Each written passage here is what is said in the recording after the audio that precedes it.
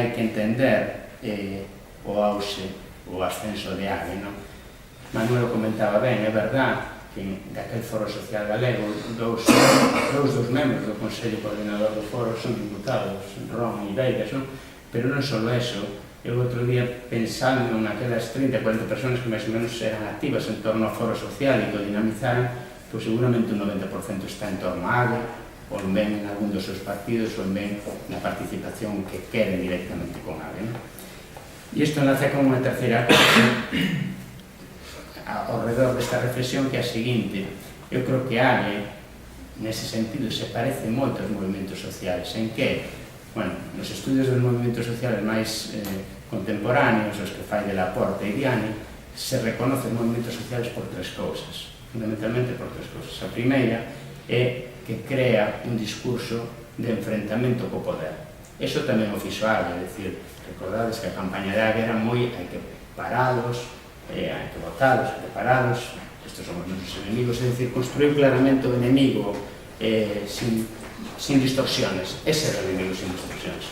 A segunda cousa que di de Laporte e Diani sobre os movimentos sociales é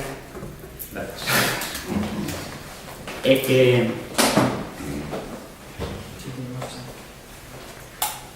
ademais os movimentos sociales construyen un constructor diferente ao sistema, e iso tamén intentou o está facendo Age cando di precisamente, como dicía Manuel, que é un movimento antisistémico, que é un movimento de cambio e que intenta decir de alguma maneira, recordar esos discursos que ten Age, de que hai un proceso de esgotamento do modelo institucional saído da transición, que hai un esgotamento do modelo actual vigente e, por lo tanto, que hai que ir a un novo proceso constituinte, un novo réxime, e, por lo tanto, que hai que facer un cambio estructural, non?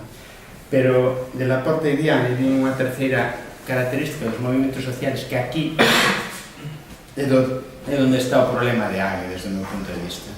Eles din que os movimentos sociales son redes informales que se construyen en base a alianzas, efectivamente, tamén Age unha alianza, non unha coalición, hai pouca cultura de coalición en Galicia, pero di algo máis. Eles din que precisamente por eso, porque se construye como redes de ciudadanos, de ciudadanas, os movimentos sociales no fondo non están compostos por membros, sino por participantes. E aquí é o problema de Age, porque Age, por hoxe, solo está composta por membros de Esquerda Unida, membros da Nova, membros do Espacio Socialista, membros de ECO, pero non ten participantes, porque ademais a promesa que fixemos durante a campaña electoral de que íbamos a empoderar esa ciudadanía, que íbamos a crear espacios de participación para eles, non se fixo. E, por lo tanto, ese é o elemento clave tamén de desarrollo de construcción do proxecto ou non. E en eso é onde non se parece Age ao que debía de parecerse, que é un movimento social. E, por lo tanto, creo que ese é un dos problemas que tamén a construcción de Age está permanente. Pero hai unha terceira reivindicación no libro, que é a reivindicación da cooperación. Da cooperación entendida como cooperación de diferentes, de distintos, de xente que non necesariamente temos que pensar igual. E creo que en eso tamén é un valor, pero eso tamén é un valor que hai que explorar, porque recordando esa intervención a Rolda de Rebeldía, efectivamente a esquerda en Galicia, creo que máis sitios, pero a que nos toca observar é a nosa, a esquerda en Galicia peca moito de sectarismo, de buscar o enemigo interior, de buscar o disidente e non o diversente, de non construir a diferencia, non construir a diversencia dentro, non? E, por lo tanto, eso tamén é unha cultura que é verdad que non se construye en 2 días, sobre todo se vimos unha tradición moi, entre comillas, leninista, e, por lo tanto, eso tamén é unha necesidade de construir, de explorar e tal. Acabo con 2 cousas. Cando empezou todo este proceso que se veu en chamar novo proxecto común a raíz da crisis do bloque, da rotura do bloque en Amio, algunha xente que salía do bloque, non é o meu caso, facía moito fincapé no problema metodolóxico, que co tempo se ve que é bastante gordo. Tamén hai que abordar con bastante fineza, pero eu insistía moito cando comentaba cos amigos e cos amigas e cos compañeros de que a esquerda non tiña só un problema metodolóxico, que ese era unha parte do problema da esquerda, pero que no fondo o problema da esquerda era un problema de paradigma que había que reconstruir, donde había tamén un problema epistemolóxico e un problema ontolóxico. Por qué?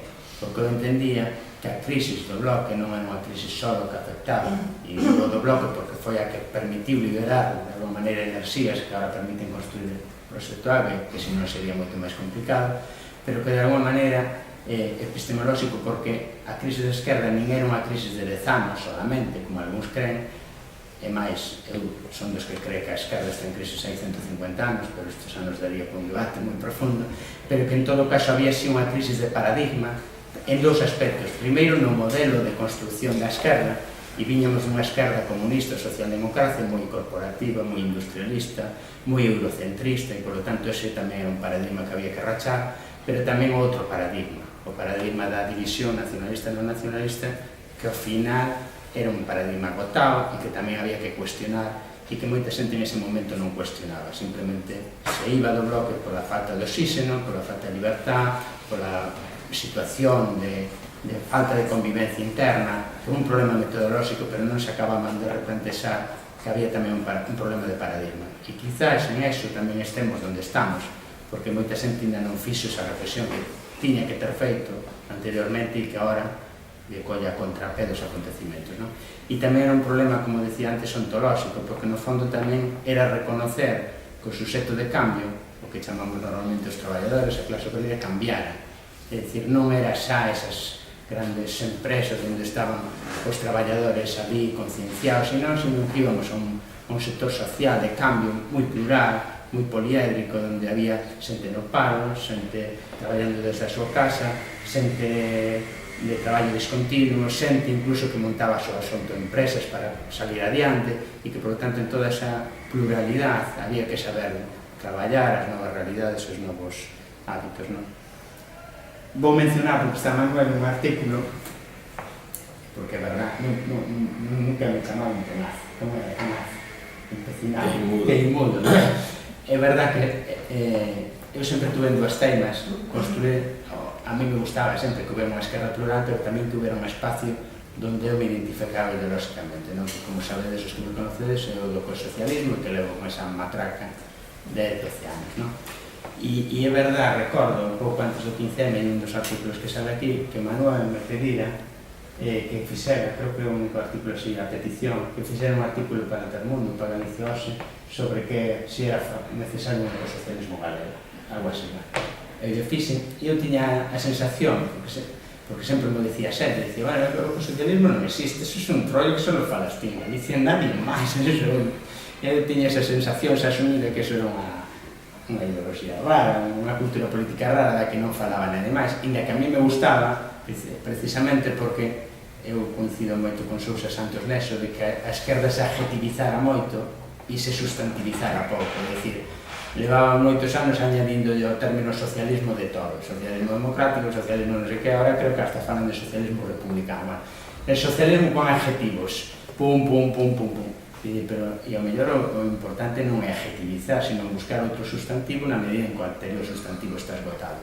E por iso eu teimaba moito neso, pero, bueno, eu fixe un artículo na conclusión de que aquelo non iba a ler nada. E creo que me chamou uns meses despois Manuel e me dixo, oi, foi o artículo máis leído en Galicia Hoxe nos últimos meses. E, bueno, pois mira, joder, ou lle interesa moito a xente estes novos paradigmas, ou a xente está ávido de novos paradigmas, da igual cal, pero o que está claro que a xente está esgotado dos antigos paradigmas. Vou rematar con unha cuestión, xa. Hai uns días, hai unhas semanas, José Manuel Beiras lle facía unha entrevista a propósito do Congreso da Nova, da Asamblea da Nova, en Praza. A mí me extrañou, porque conozco o periodista que lle fixo, e me extrañou que non lle repreguntara, pero ali non aparecía a repregunta, por lo menos. E me extraña, porque creo que Marcos é un bo profesional. Pero, bueno, os que podechedes ler a entrevista a conocedes, os que non vos conto un pouco de que iba, el decía, de alguma maneira, que na Nova se estaba dando debate entre o novo e o viejo, o novo que non acaba de nacer, o que non deixa nacer, mellor dito, e o vello que non acaba de morrer, non? E, efectivamente, isto é moi gramsciano, e é verdad, e é a batalla dialéctica entre o novo e o vello, e a describía moi ben, porque creo que Beiras ademais sabe analizar moi ben a realidade, pero a continuación, e creo que iso ademais era para Nova, e para Espacio Ecosocialista, e para ECO, incluso sendo algo novo, e para Esquerda Unida e para AGE. É dicir, a batalla entre o novo e o vello é permanente. Pero o curioso, e creo que eso que debe de caracterizar a un líder político non é só facer un análise da realidade, que eso está moi ben, sino tamén posicionarse. E curiosamente Beiras non se posicionaba. Dicía, hai unha batalla entre o novo e o velho. E a resposta, a pregunta seguinte ao periodista debía ser, bueno, e usted onde está? En o novo ou no viejo? Esa pregunta eu sei que se fixo, e esa pregunta sei que non se respondeu. E quizás aí temos un dos grandes problemas que o Sistema Alternativa Galega de Esquerdas, que os líderes políticos que construyen tamén de alguma maneira simbólicamente a coalición e o proxecto que queremos construir necesitan definirse ao lado do novo, porque senón non vamos a ser capaces de construir eso. Todo é moi efímero, tan efímero como a portada do muro de Berlín, foi tomada hai 2 anos, este muro xa non existe, todo é moi efímero. E a prova de que todo é moi efímero é que ese debate xa está en outra fase, non?